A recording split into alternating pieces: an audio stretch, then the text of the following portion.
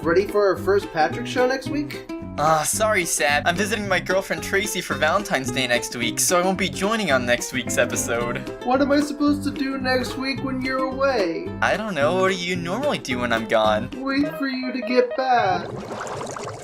Hello, random person, Sab Nino here. Welcome to another episode of Sponge Takes. I am back with Scuff. Hello. Scuff has said hello. They made their presence known. Okay, wiki synopsis. Episode 281B. Karen for Spot. Karen looks after Spot while Plankton goes out of town.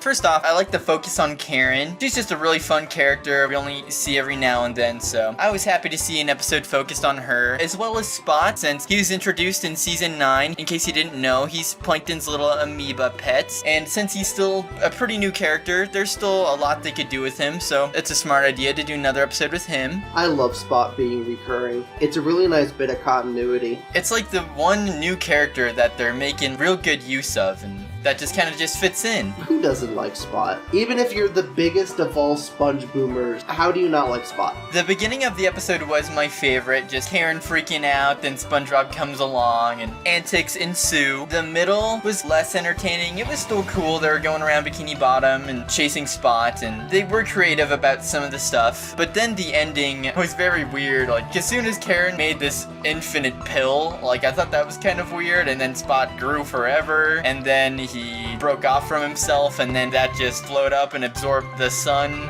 and then that was it. So that was kind of a weird ending. I think you summed up my thoughts pretty well, Scuff. The beginning was really great and had a lot of good moments. The middle part was just kind of decent, not bad, but not as funny as the beginning. Then the ending was just...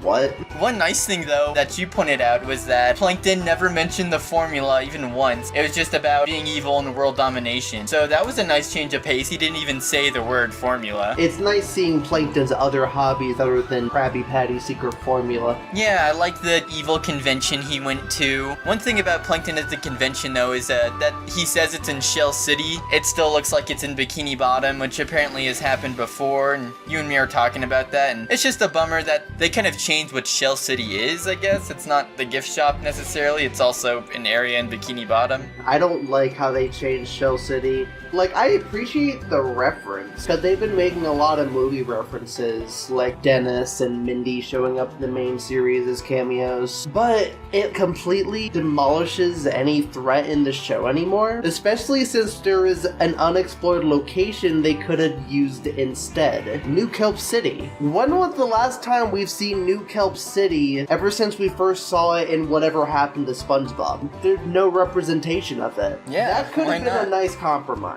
Despite not showing up in the episode that much, Plankton is actually really well written here. We basically just see a more casual side to Plankton, not really plotting any big evil scheme. He's just off to a convention. He's like genuinely bonding with Spot, being like a lovable pet owner. Plankton was really likable in this episode. Yeah, like you said, very well written. I liked how somehow his little suitcase is what caused the convention to blow up too. That was a nice detail. I also like how SpongeBob regularly visits Karen in order to take Gary on playdates with Spot. That's like a nice bit of lore. Even though I wasn't that big of a fan of the episode Gary and Spot, I do like the dynamic of Gary hanging out with Spot, even if it didn't work for a dedicated episode. It worked nicer here where that was a smaller focus of the episode. Also, Plankton and Karen bickering honestly felt a little forced. It just felt kind of just they didn't know what to argue about. I don't know, it felt like the writers were just like pulling stuff. Yeah, I think they just wanted to have that moment where Plankton is like, oh, he doesn't want to see his parents fighting. Also, did the sun just die? Is the sun dead? Sun's just dead. And everybody else dies. Why is the sun underwater? Why is it so tiny? It's so many questions. Show's over. This is the series finale. There's no more Bikini Bottom, no more sun. You can all go home. I would have preferred if like the big spot bubble just popped and everyone went ew, and then that's how it ended. It would make more sense. So in the very beginning, I love Karen's overreaction. Ever since the first movie, I think they've given her arms. It gives her a lot more expression and just, she's able to do so much more. They gave her arms in season 8. That was the first instance of arms. For a while, she was literally just a mobile screen. I like the addition of arms. Me too. Same with her facial details. There's like so many unique faces. When she runs over Spot and is like, I killed him! It was so funny. And I'm glad they let her say kill. And then when she's like trying to cover it up to SpongeBob, and then she just breaks down and just like, I smothered into the pieces all over the place. It was really great acting. I love the internet dial sound effect. That was wonderful. When SpongeBob first shows up and then he like spins out Gary in front of him, that was extra well animated. That looks amazing. As well as when SpongeBob comes in and whistles the Spot and he reforms onto SpongeBob's hand, that looks extra nice as well. It reminded me of Avatar's water bending for some reason. Spongeatar, the last spot bender. Also, when Karen is breaking down to SpongeBob, she like cries oil and it absorbs into SpongeBob. I thought that was a nice gag too. Something animation related that we noticed going through the gallery pictures, SpongeBob has these little eyebrows almost throughout all the gallery pictures we could see, so probably throughout most of the episode, and we didn't really notice till afterwards, but it's a nice touch. I like what they add to the expression, but I guess they might be overdoing it a little bit. One thing I also noticed is that SpongeBob often does this stance.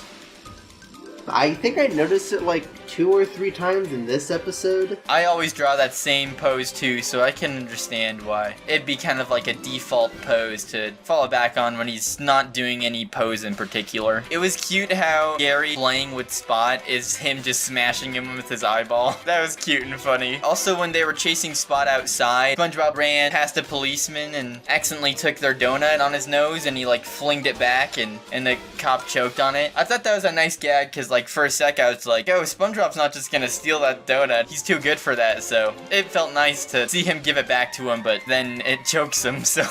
Apparently Gary has a firefighting gig in this episode. It's viewed as like a part-time job. Oh, hey Gary, how was your shift? You could tell he's just saying like, yeah, it was okay. Asking him how his shift was just so real. Kinda reminds me of that joke where he like stole a motorcycle or something. Was that his car? No. There was also a gag where Karen was on the phone and Plankton was like, oh, can you put Spot on the phone? I miss him. Typically, how that setup works is that they typically have the person on the phone just going, bark, bark, I am Spot. I am totally Spot, and not just your computer wife, Karen. But I like how they actually subverted it by actually putting, like, the phone near Spot. It wasn't the funniest joke, but I appreciate the subversion of expectations. Are you ready for the trivia? Sure am. This episode title is Upon on Caring for Spot. Turns out in Canada, this episode was originally going to air on January 28th, but was later postponed and got replaced with a rerun of The Patrick Show. That's weird. This is Spot's 4th major role and 6th overall appearance in the entire show, not counting the games, because he does show up in Cosmic Shake. Robot Bob's sponge shift pants from Welcome to the Chum Bucket was inside of the Chum Bucket. And I actually extended this part. The Moth, Man Ray, the Dirty Bubble, and Barnacle Man show up at the Doomsday Device Expo. It's cool to see the actual Barnacle Boy in the show again, even if it's in the background. I read the entire thing. I'm so sorry. I didn't let you say a single thing during the trivia. No, that's fine. I mean, I'd said a lot during the story, so...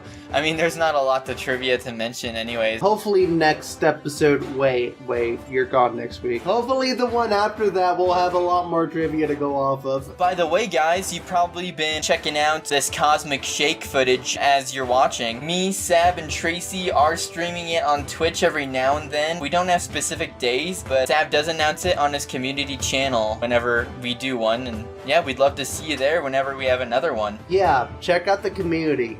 I know you guys are present. I see your guys' comments. If you can make a vote on whether or not I should reanimate Grandpat or Softy Spittoon and get over 100 votes, you can look at the Twitch notifications and click on the link. I am counting on you guys. But anyway, what do you guys think of Caring for Spot? Do you like it? Do you hate it? Are you mixed on it? Comment below. Yeah, we'd love to know what you think, and Sab will see you next week for the Patrick Show, and then I'll see you in 2 weeks. Don't miss me too much because I pretty much have the exact same opinions as Sab, so just watch the video twice and pretend I said it the second time. That'll be perfect. And with all that said, it's all Sab from here. Bye!